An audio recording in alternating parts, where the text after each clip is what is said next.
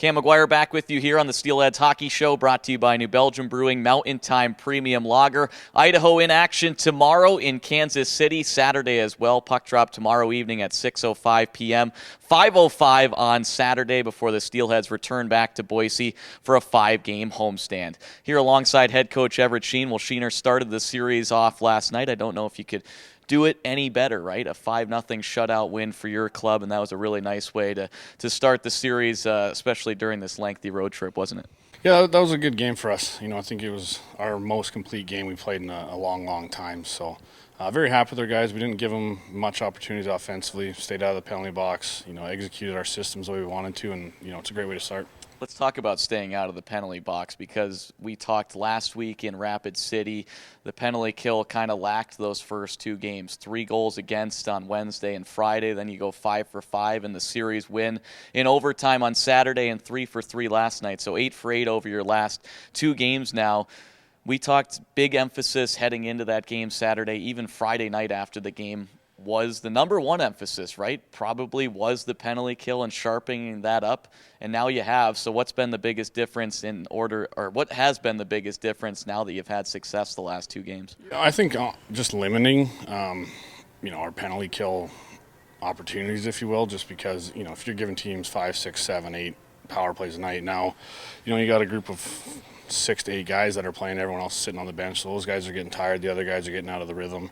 So to be able to, limit to a team like last night to 3, really goes a long way. And then just the focus and the execution on what we want to accomplish, and, being willing to get in shot lanes and have good sticks. And, I thought for the last 2 games, our guys have really bought into that. Yeah, I feel like last night, too, you guys blocked a lot of shots, not only just on the penalty kill, but 5-on-5 as well.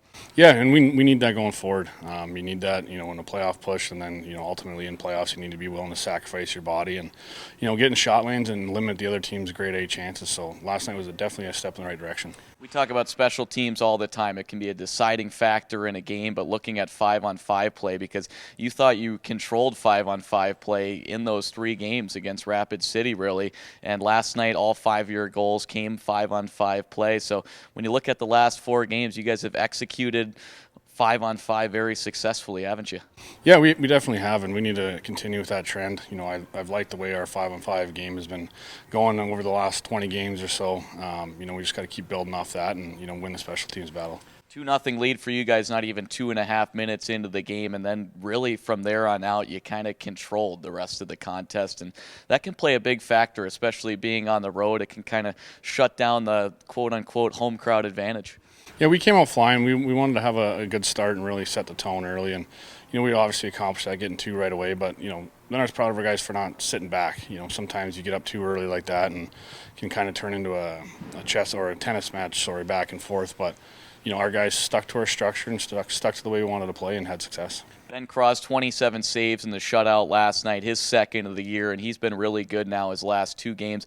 Maybe not his best game was the last Friday, but these last 2 games he's been really sharp, hasn't he? Yeah, he's really responded. Last night, he made the saves he needed to make.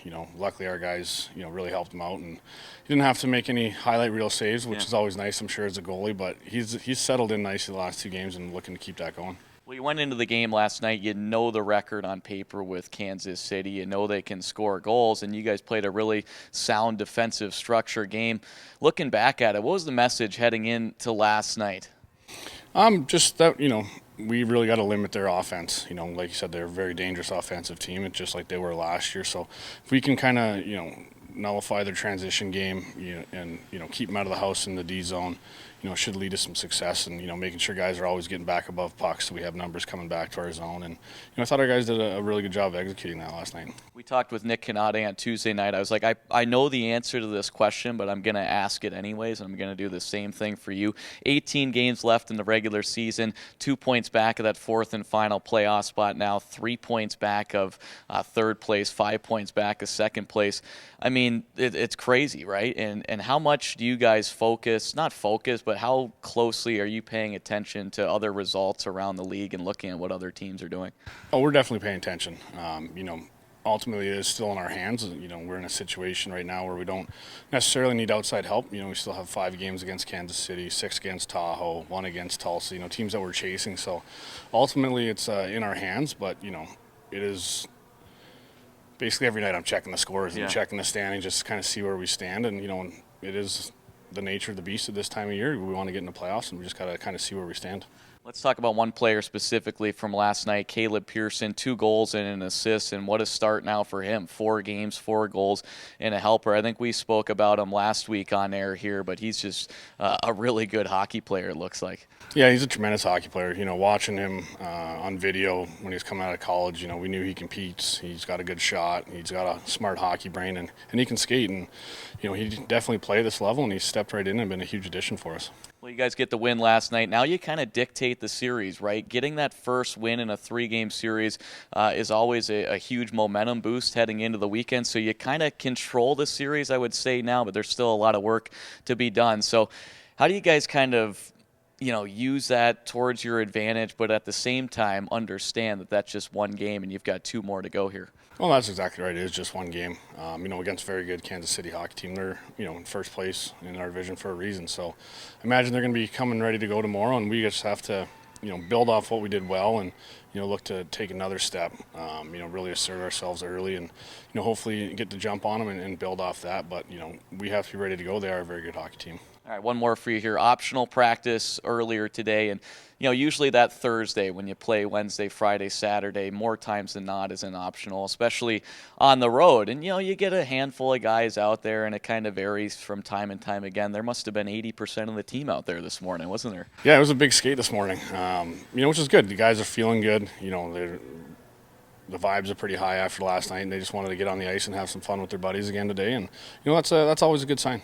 There you have it. That's Steelheads head coach Everett Sheen. We'll have more to come next on the Steelheads Hockey Show, brought to you by New Belgium Brewing Mountain Time Premium Lager. Sheener, as always, appreciate the time. Best of luck tomorrow and Saturday. Thanks for having me, Ken.